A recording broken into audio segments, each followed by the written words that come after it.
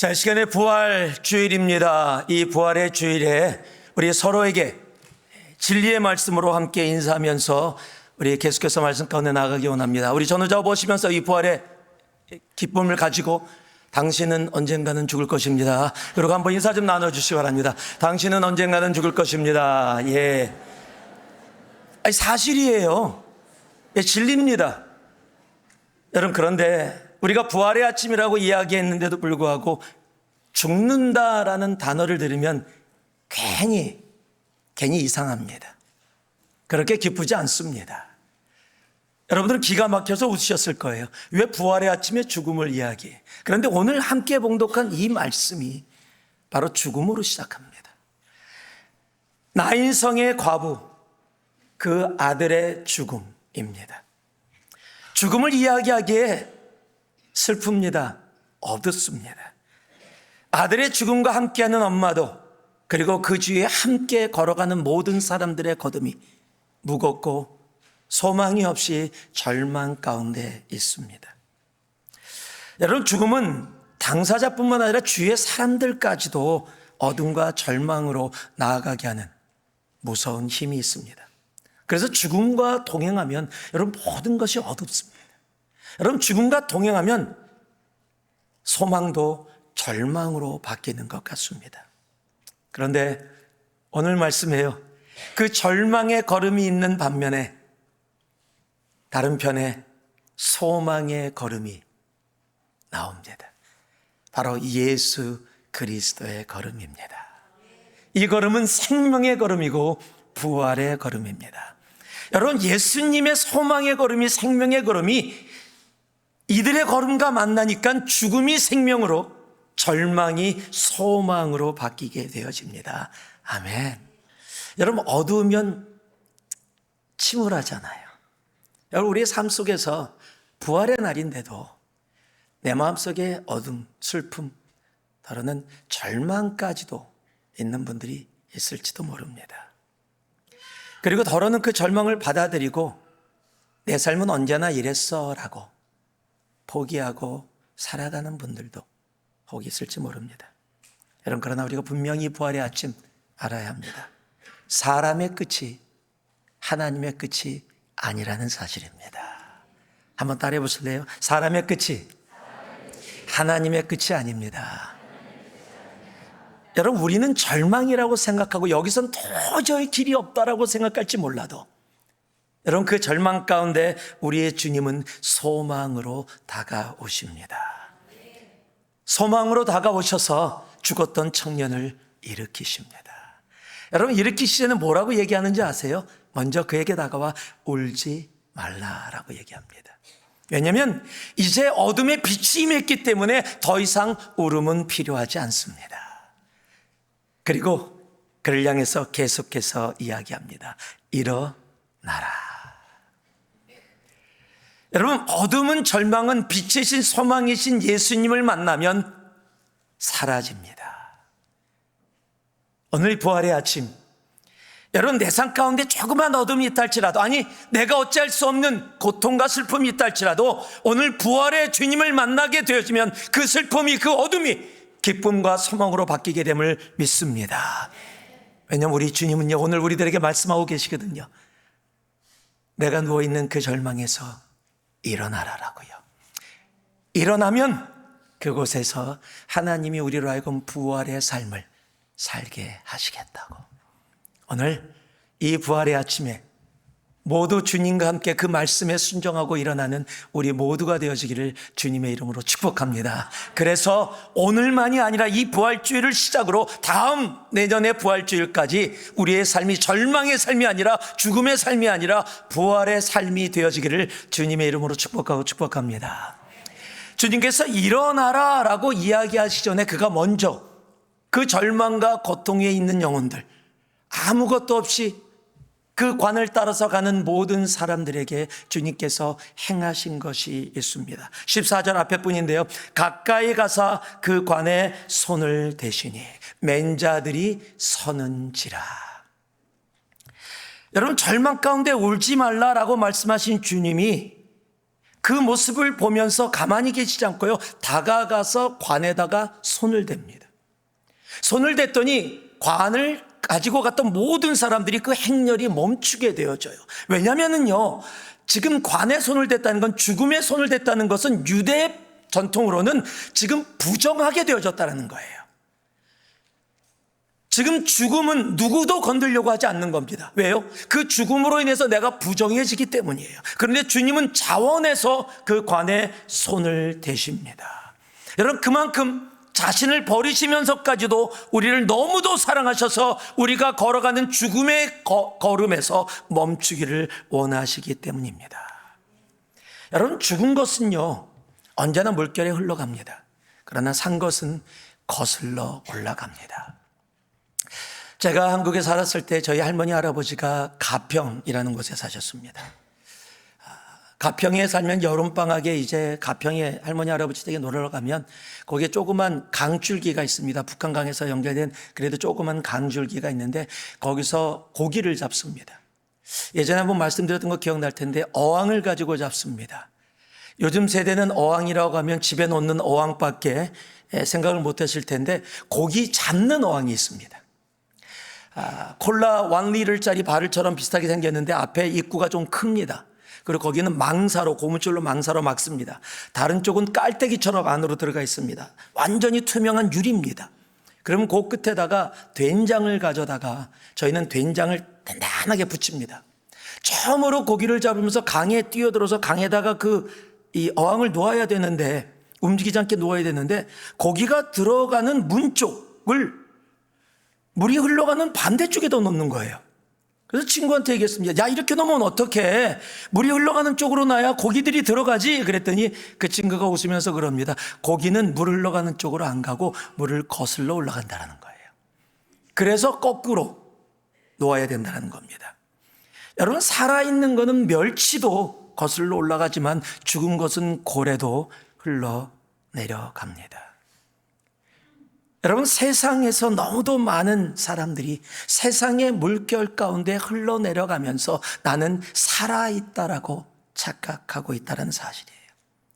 내가 원하는, 세상이 유혹한 그 관에 누워서 나는 세상의 흐름에 지금 딸려가고 있는데, 아니야, 나는 내가 원하는 지금 삶을 잘 살아가고 있다라고 세상의 유혹에 속아 그렇게 흘러내려가는 사람들이 많이 있다는 사실이에요.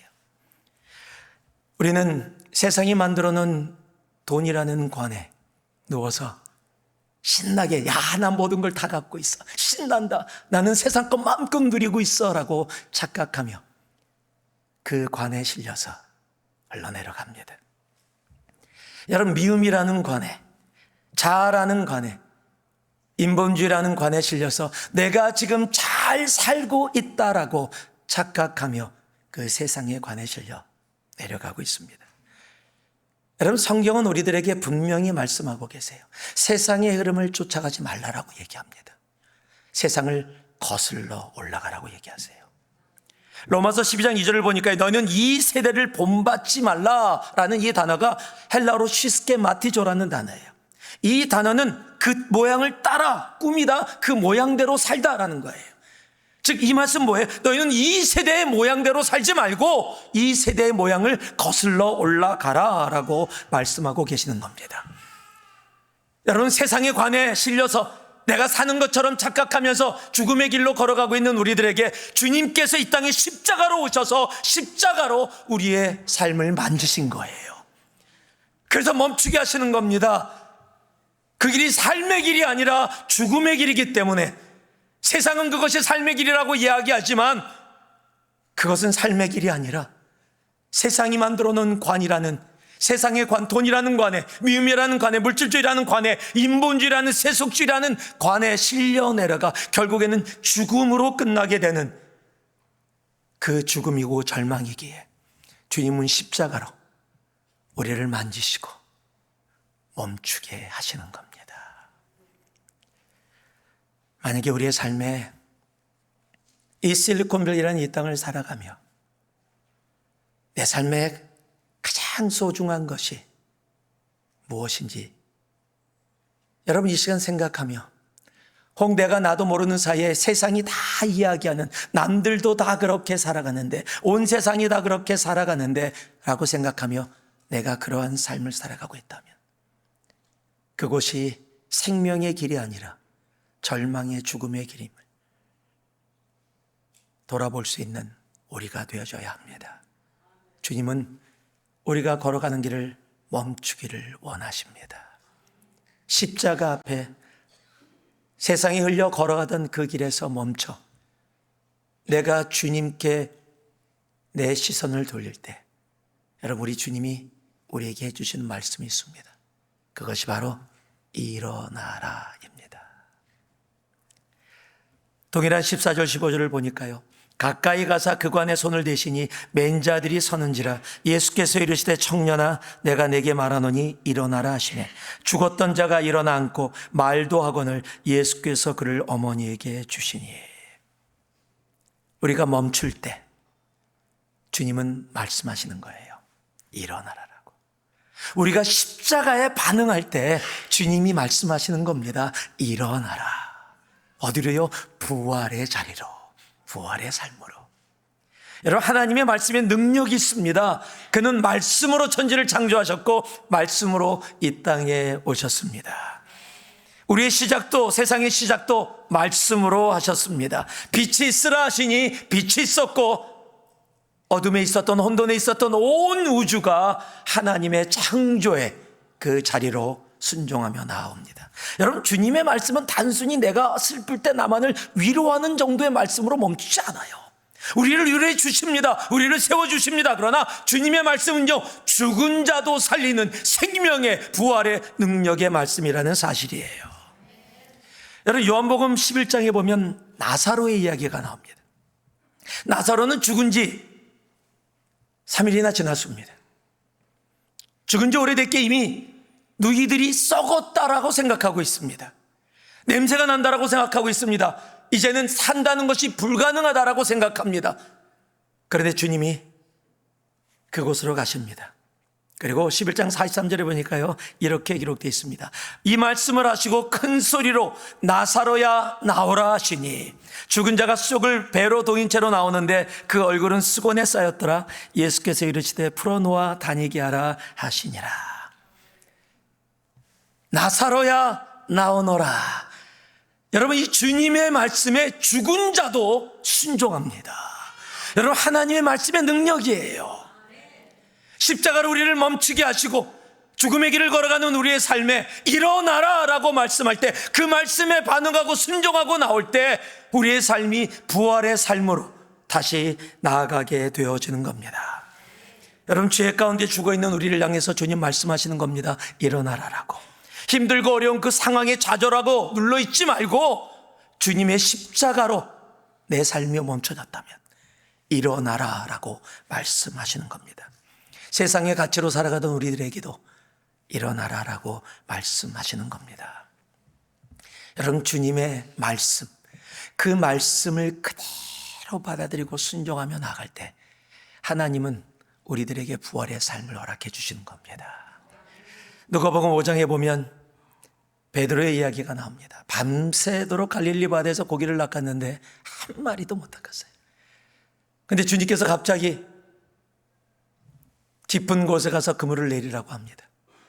베드로는 그 갈릴리 바다를 너무도 잘 압니다.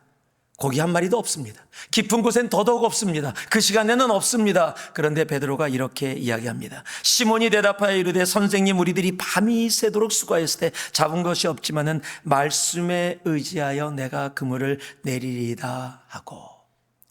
여러분, 여기까지는 우리들이 많이 하는 것 같아요. 주님, 내가 믿습니다. 주님, 내가 그 십자가 앞에 세상의 흐름을 멈춰 서겠습니다. 주님, 다시는 내가 이 일 가운데 나가지 않겠습니다. 우리는 계속 그렇게 이야기합니다. 너무도 감사한 거죠. 주님, 내가 살았지만 안 되는 거 알아서 이제 주님만 믿고 살겠습니다. 많은 고백들 합니다. 그런데 너무도 많은 경우에 거기에 멈춰 있을 때가 있어요. 여러분, 그런데 5절 말고 6절에 이렇게 시작합니다. 그렇게 하니.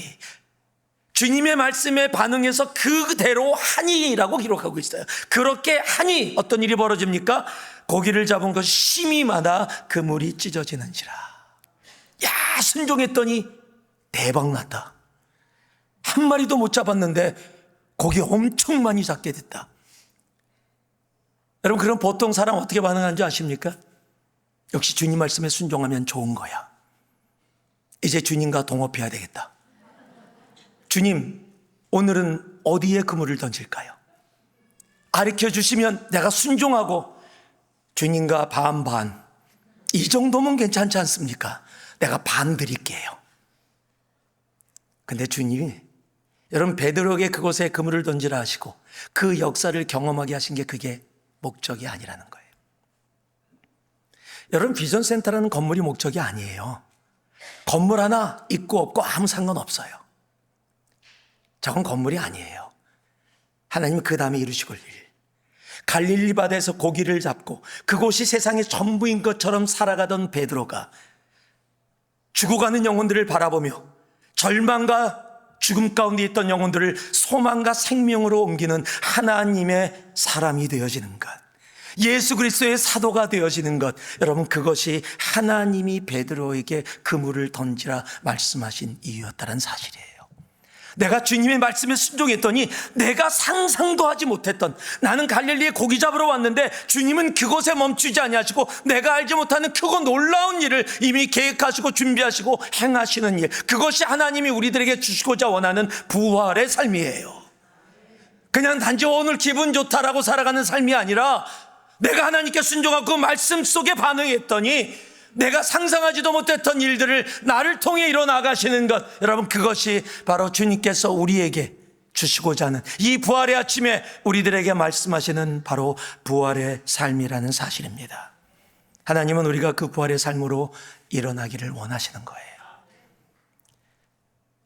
아멘한 사람 일어날지어다. 예, 여기 다른 분들 정말 아멘할 수 있어야 돼요. 아멘으로 또 멈추면 안 돼요. 그렇게 하니.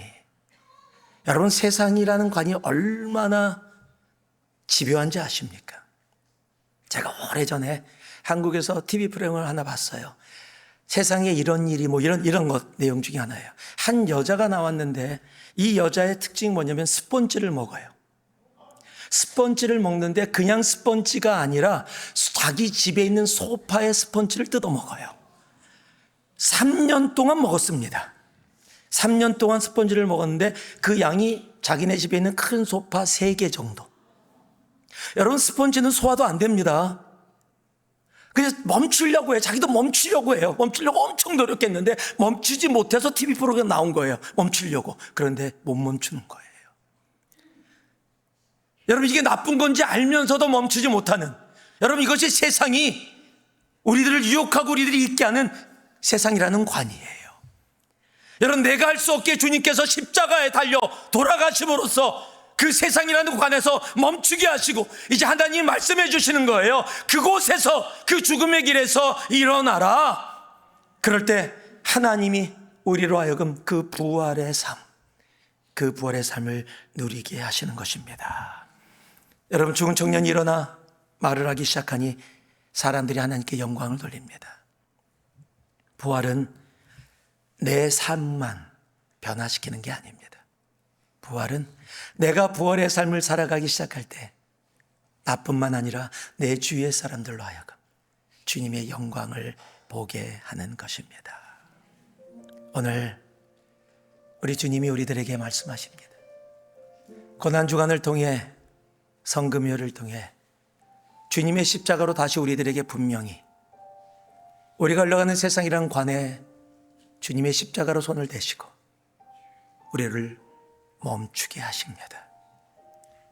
이제 우리를 향해서 주님 말씀하십니다. 청년아, 일어나라. 일어나라는 그 주님의 음성에, 그 말씀의 능력에 나를 맡길 수 있는 우리가 되길 소망합니다. 그럴 때 내가 상상하지도 못하고 생각지도 못했던 놀라운 부활의 삶, 그 삶으로 우리를 나아가게 하실 것입니다. 이 부활의 주일 일어납시다. 주님의 그 말씀에 순종하고 일어나 주님께서 우리들에게 허락하실 그 놀라운 은혜의 자리, 그 부활의 능력과 삶 가운데 나아가는 여러분 우리 모두가 되어지길 주님의 이름으로 축복하고 또 축복합니다. 기도하겠습니다. 사랑의 아버지 하나님, 십자가로 우리의 삶에, 죽음의 삶에 손을 대시고 죽음의 길에서 멈추게 하시고 말씀하십니다. 일어나라. 그 하나님의 능력의 말씀 그대로 받고 일어나 아버지 하나님이여 부활의 삶을 살아가는 우리 모두 되게 하여 주시옵소서. 주님 찬양합니다. 부활의 주님 홀로 영광받아 주옵소서. 예수님 이름으로 기도합니다. 아멘.